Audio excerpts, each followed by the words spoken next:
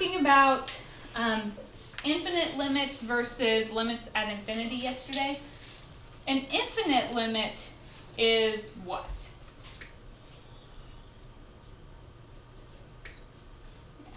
One, like we'd seen before, where the answer is equal to positive or negative infinity, if it's an infinite limit. A limit at infinity is when you did the limit as x approaches infinity or negative infinity. It is possible that as you approach infinity, you also get infinity for your answer, so that's the infinite limits at infinity. How many infinities can you fit in one statement? But it's really just evaluating more limits. I'm not going to give you a terminology quiz and ask you to identify all these things. We're just getting used to some of the terminology here. So let's use a graph to answer these. I'm going to do it two ways. I'm going to do it by graph, and then we're going to do it just by reasoning. Okay. What's the graph of x cubed? The chair. We should know that. We've seen it many, many times. So could you tell me what the limit as x approaches infinity is for that? As x goes forever in the positive direction, what's the y going to? Infinity. As you go forever in the negative direction, what's your y going to? Negative infinity.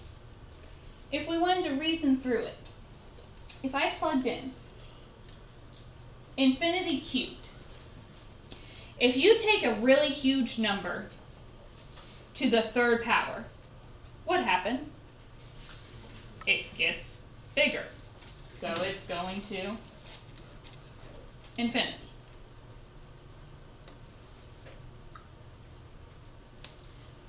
Okay? For part B, if I put in a negative infinity, if you take a really big negative number and cube it, what do you get? A really big negative number. So a lot of these we can reason through. I said yesterday you could do infinity plus infinity would give you infinity. Can you do infinity minus infinity though? No, because we don't know which one might be growing faster. So you can add them, but you can't subtract them. Okay.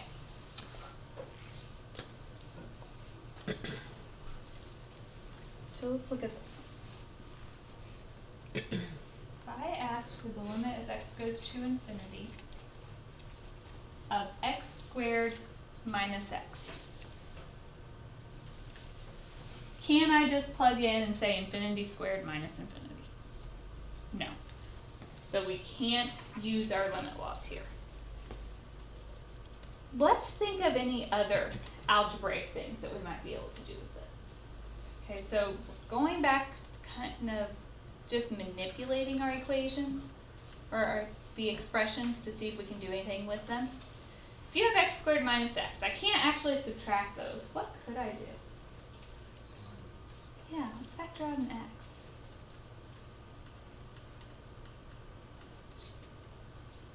Okay, so let me ask you a question. If I plugged in now, we would have infinity times infinity minus 1. Okay, we know this is a really big number. If you take a huge number and subtract 1, does that change it? I mean, if you're talking about 5 million and you subtract 1, is it really making much difference? So these are two really big numbers and you multiply them together, so what are you going to get? A really big number. Infinity times infinity we can do. So if you're just subtracting off a constant, that's not that big of a deal. Because as it goes on to infinity, if you're talking about 5 million, 5 billion, 5 trillion, subtracting off a couple isn't going to make a difference. It's still a huge number. It's still going to infinity. So then if you multiply those, we're just getting infinity at the end.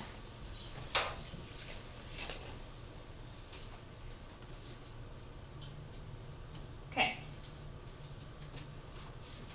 What was our strategy yesterday when we had these polynomials divided by polynomials?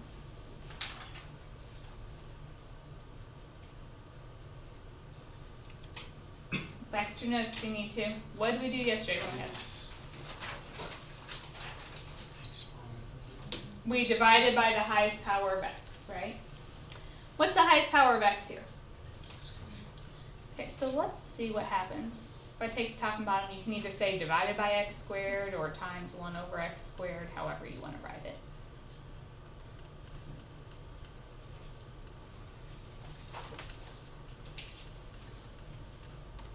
So x squared times 1 over x squared is 1, minus x over x squared, it would be 1 over x. 3 over x squared minus x over x squared is 1 over x.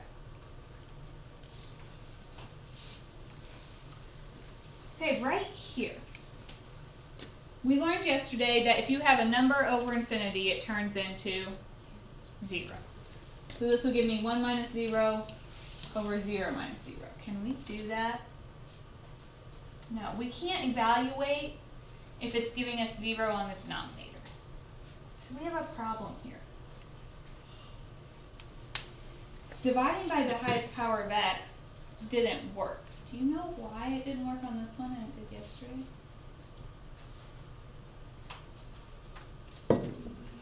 What's the highest power of x on the denominator? X to the first. When the power on top is bigger, dividing by the highest power of x is going to create this kind of issue. So let's back it up. If you get to this point and you get something over 0, this doesn't work.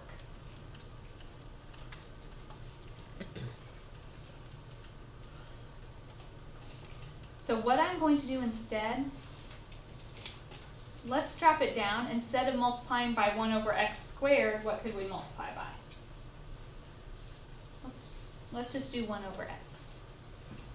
So we're seeing we need to divide by the highest power of x in the denominator, essentially. And you'll catch it if you do too much, you'll get something you can't solve. So I'm going to just try 1 over x this time.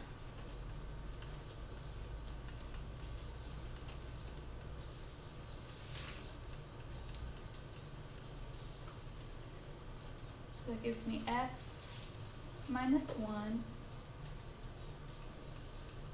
over 3 over x minus 1.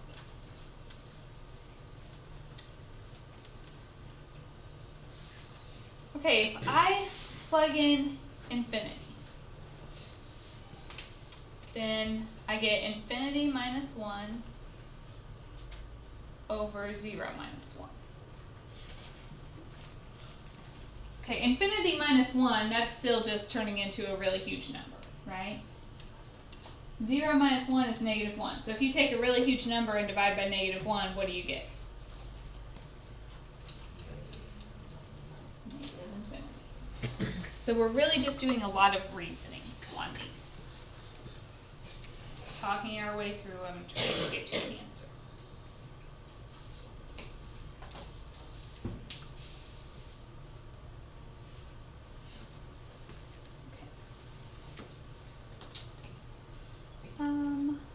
I don't want to do that one, I don't think, today. I'm going to skip it for now. So these, I put some quiz questions at the back. These are just like a couple of things that I might ask you when we take the quiz over this. So let's try those. What would our strategy be on this one? Divide by the highest power of x, which is x cubed. So I'm going to take top and bottom times 1 over x cubed.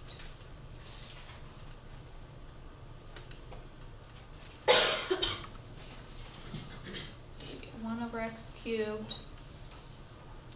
X squared over x cubed is 1 over x. 2x cubed over x cubed is 2. On the bottom, x cubed over x cubed is 1.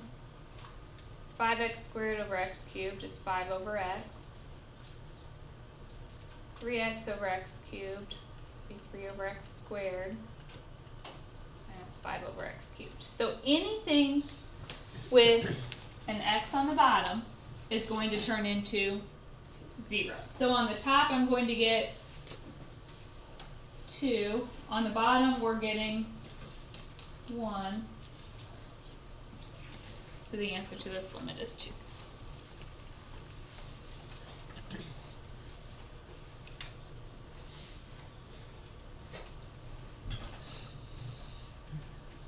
I also want to do one like you have on your homework.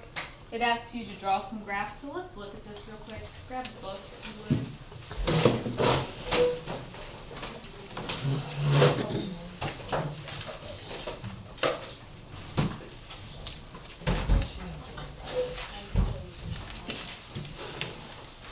Here's several others that you could grade if you want.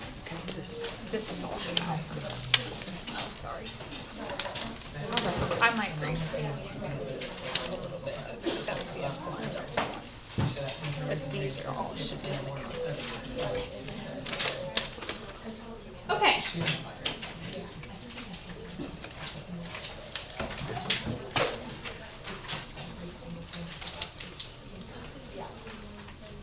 So problem number 9. We have a series of requirements that we have to make work.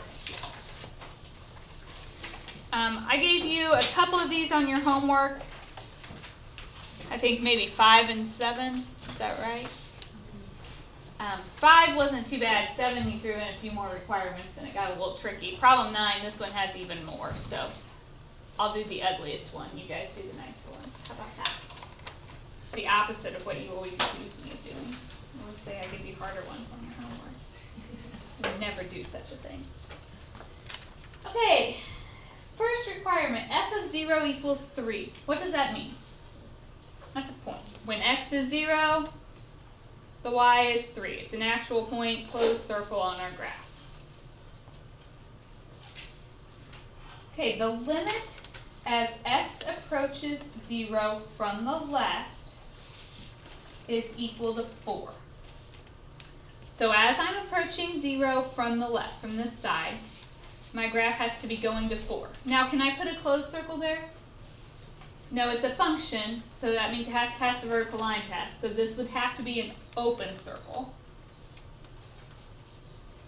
And all I know is that somehow as my graph's coming in there, it's getting closer to 4.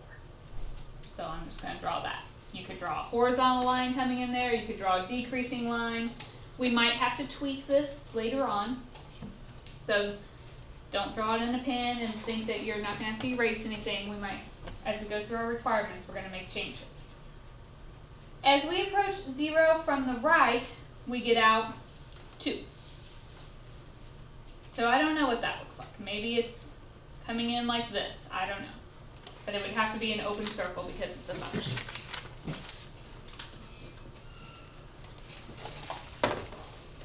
Okay, keep reading our requirements.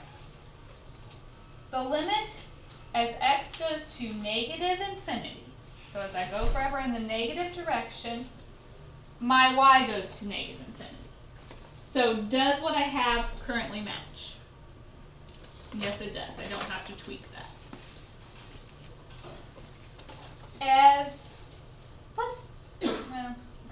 As you approach 4 from the left, the graph is going to negative infinity. So what's happening at 4? It's a vertical asymptote. Okay, so let's draw a vertical asymptote here at 4.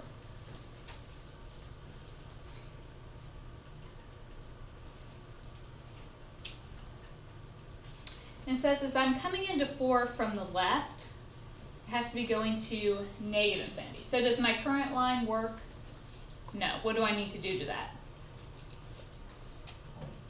Point it down.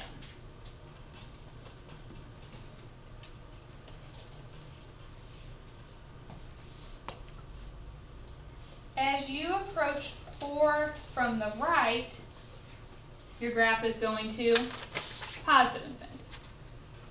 So I know that's going up forever. I don't really know if there's anything else going on down here. Let's read our last requirement. As you go to infinity, the function is equal to 3. What's that telling me? It's a horizontal asymptote at 3. not two-sided, it's just kind of going in this direction. So I'm just going to, for my sake, draw that in. And you just have to be getting closer to that. Okay, so obviously the dashed lines, those are the asymptotes. You didn't have to necessarily draw those in, but just has to be clear what we're approaching. Okay, questions on that one? Yes, ma'am. So they don't have to draw it like all the way across the asymptote right through? I mean, you could draw it all the way across, but you can have a different asymptote on each side. So just because I have a 3 on the right-hand side of my graph doesn't mean it has to approach 3 on my left-hand side. Other questions? Okay, so here's what I want you to do next. I want you to, let's find a partner, and get out your Chromebooks. I posted a handout in Classroom that has some practice problems on it. So I want to give you guys a few minutes with your partner to work through as many of these as you can get through before we start talking together. Okay? If you're not going to turn it in, you can do it on your notes or a piece of scratch paper, but I just wanted to give you guys a chance to practice some on your own first.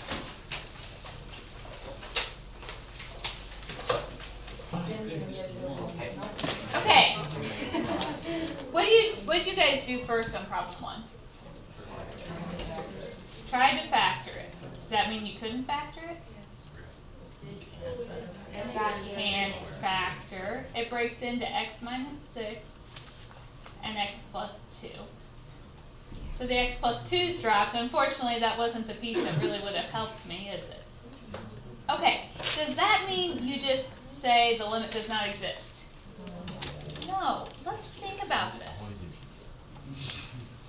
We are plugging in 6 from the right. That means you're putting in a number bigger than 6, right?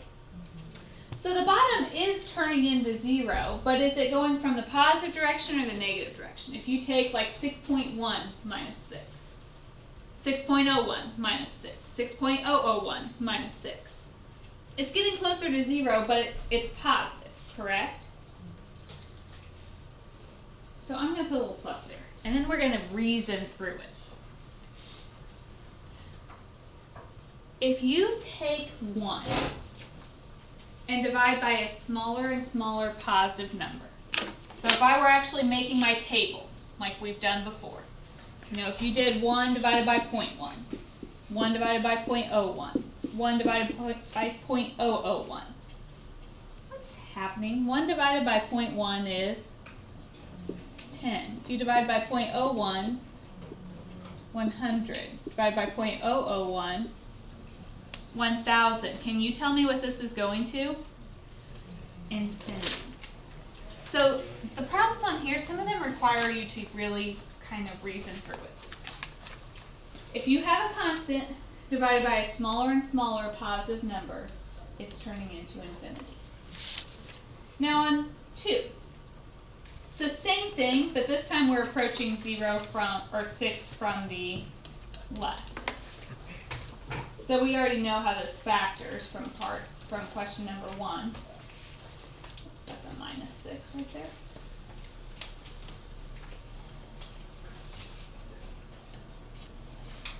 Okay, so if I plug in, I have 1 divided by, the bottom's going to 0, but since I'm coming from the left, I'm putting in something smaller than 0.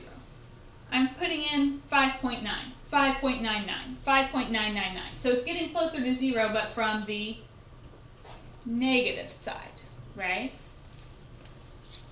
So if you take 1 and divide by a smaller and smaller negative number, all that changes right here is 1 divided by negative 0.1, negative 0.01, negative 0.001. So what's it going to? Negative infinity. So question number 3 asks for the two-sided limit. What would you tell me? Does not exist because the left and right don't match. Okay, So see if you can talk about 4 and 5. You do have to rewrite those without the absolute values. So you have to pay attention to which direction you're approaching from.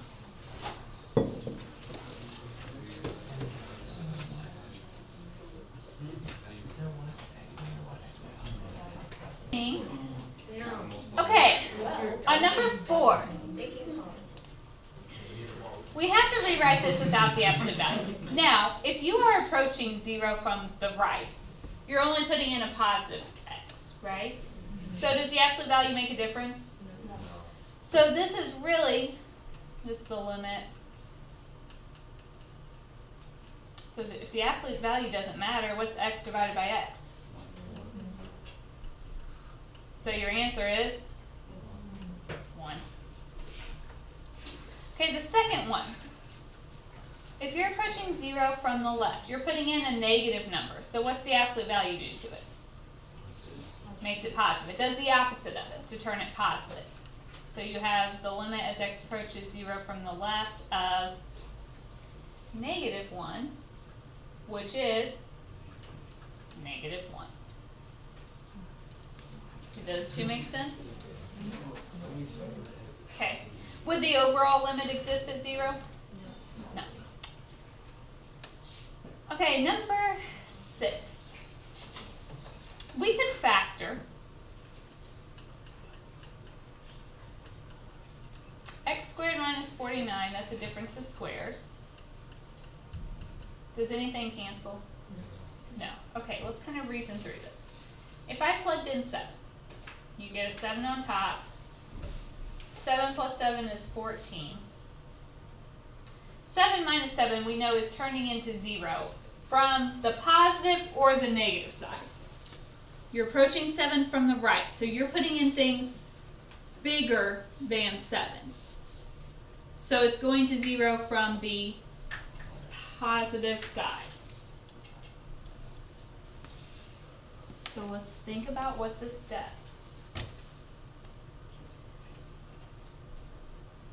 The top is just a number. Okay, the bottom is going to be heading towards 0, but from the positive. So if you have a number divided by a smaller and smaller positive number, what would that turn into? Yeah, it'd be like 7 divided by 0.1, 7 divided by 0.01, 7 divided by 0.001.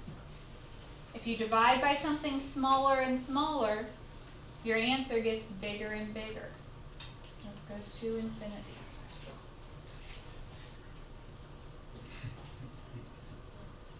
Kind of like the reverse of yesterday. Yesterday I gave a cookie example. We were talking about if you divided it by more and more people, everybody's getting less and less. This is going in reverse. I start out dividing the cookie by everybody in this classroom, and then slowly I take one of you out at a time. So what's happening to our share of the cookie as I kick you guys out? It's getting bigger and bigger. So there's more left, so it's going to infinity.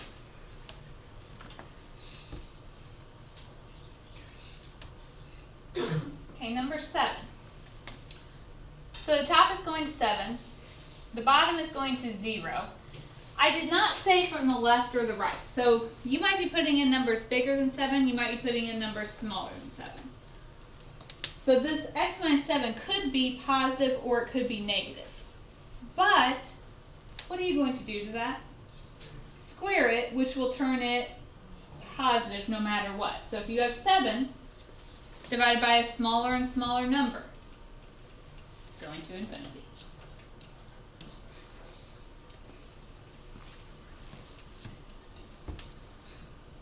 Okay? Number 8.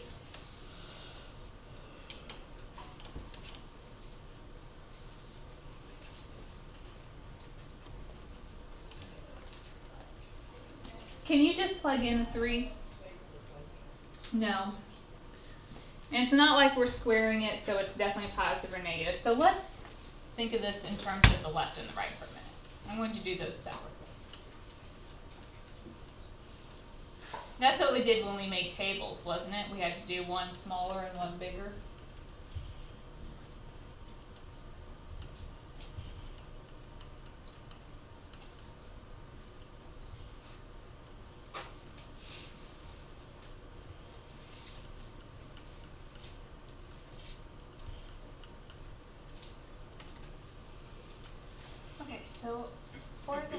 I plug in a 3, I get 5 on top. The bottom is going towards 0. But you're putting in numbers smaller than 3. So if I have something smaller than 3 and then I subtract 3, is it positive or negative? Negative. So 5 divided by a smaller and smaller negative number goes to negative infinity.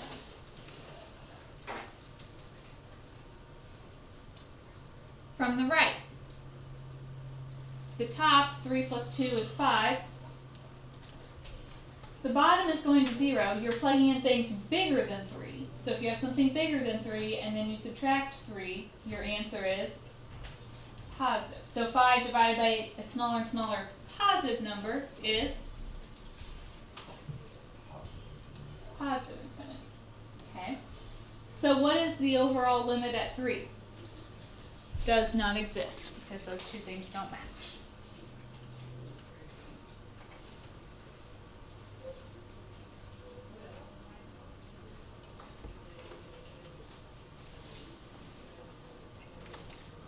Let's look at number 9. So it's practically the same thing, except this time I threw a square on the bottom. So do I have to separate it and do those left and right? No, because I know the top's going to 5, the bottom is going to 0. But if you put in something bigger than 3, it's positive. Squared is still positive. If you put in something smaller than 3, it's a negative, but when you square it, it becomes positive. So 5 divided by a smaller and smaller positive number, infinity. Okay, how much time do I have? Why don't you guys take a minute and talk about the last one together?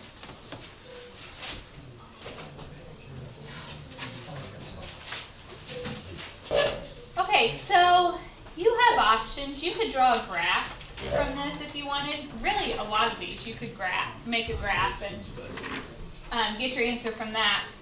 But we could just think about this. If you are approaching 3 from the left, you are plugging in numbers smaller than 3. So which piece are you on, the first or the second? The first. Can I just plug a 3 into there? So you get 4. Does that boost your confidence? Feel better? Okay, for the second one, you are approaching from the right, so the number is bigger than 3. So which piece are you on? The bottom one.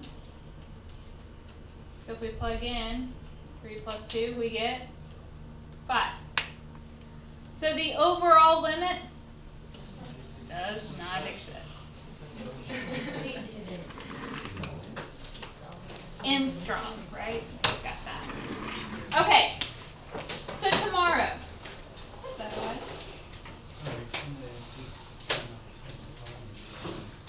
So tomorrow we are having time to work on the book problems in class.